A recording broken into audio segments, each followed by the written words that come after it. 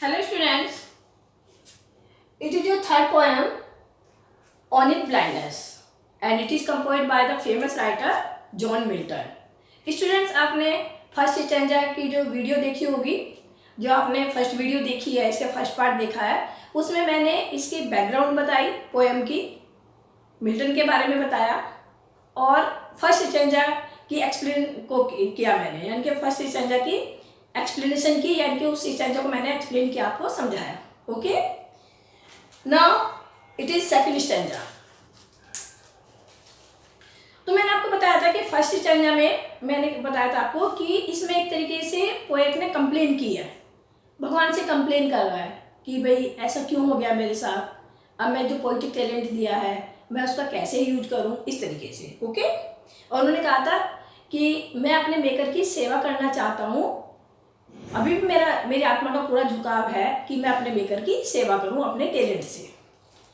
आगे देख लीजिए, and present my true account.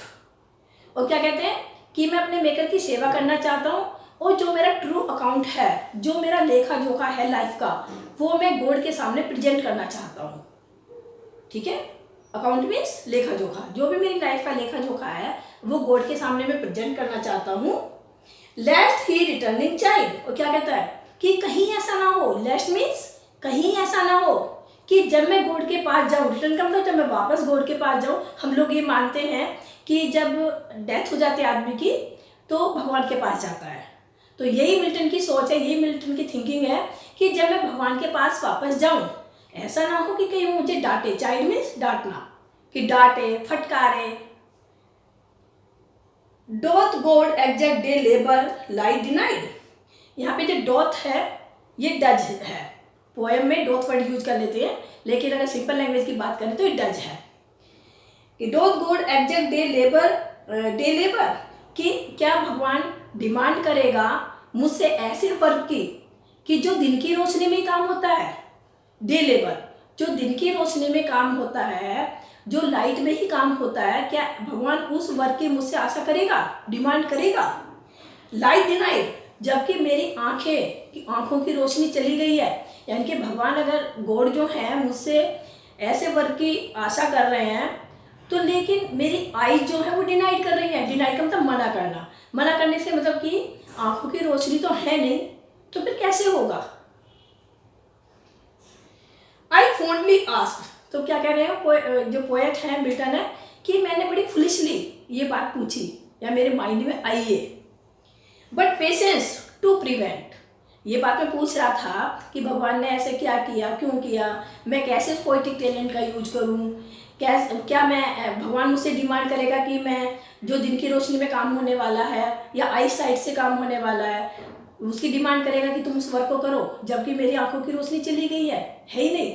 तो उसने फॉन्डली यानी कि फुलिशली ऐसा पूछा.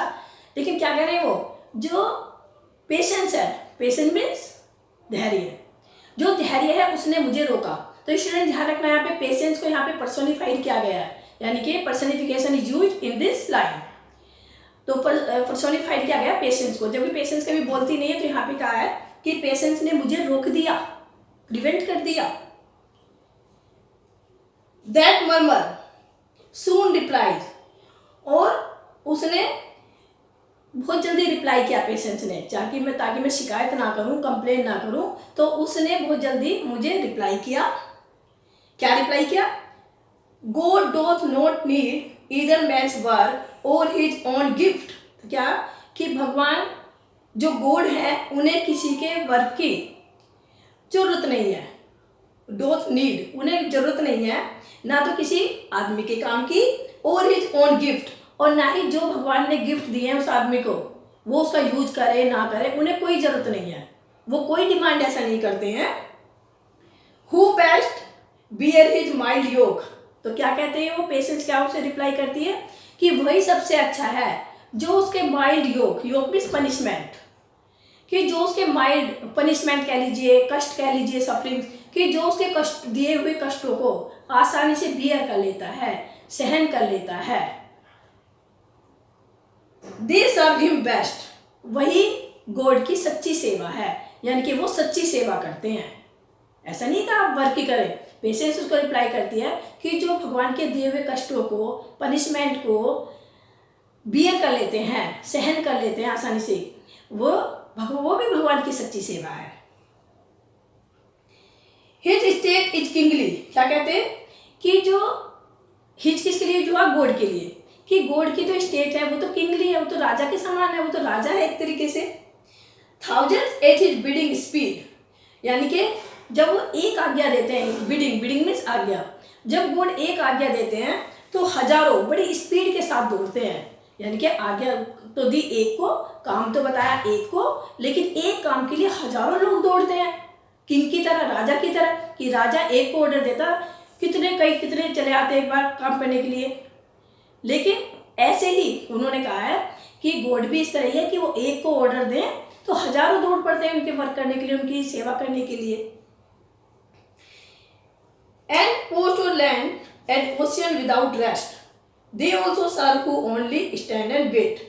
तो क्या कह रहे हैं कि उसकी आज्ञा पर पोस्ट में क्विक स्पीड, बड़ी तेजी के साथ, अब चाहे वो लैंड हो चाहे वो ओशियन हो, समुद्र हो चाहे धरती हो, बिना रुके, विदाउट रेस्ट, बिना रुके, यहाँ पे जो हजारों फेरीज है, देवदूत हैं, परियां हैं, वो धरती हो चाहे समुद्र हो, उनके ऊपर दौड़ पड़ते हैं। काम चाहे कहीं भी हो, एकदम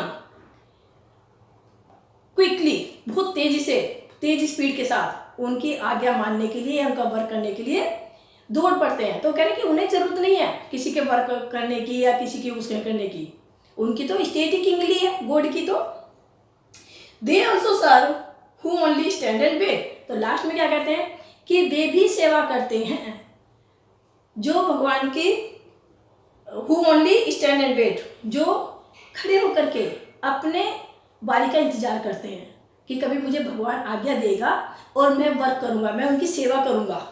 जो अपनी बारी का, सेवा करने के मौके का इंतजार करते हैं, भले ही उन्हें मौका मिले या ना मिले, लेकिन वो तैयार हैं, एकदम तैयार हैं कि जैसे ही मुझे कोई गॉड आज्ञा देगा मैं तुरंत उसको काम करूँगा, उसकी सेवा करूँगा।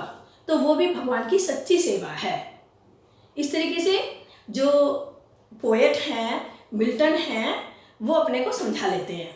और किस तरह से समझे कि पेशेंस ने मुझे ऐसा समझाया, धैर्य ने मुझे ऐसा समझाया। Okay students, I hope it is clear to you. Thank you very much.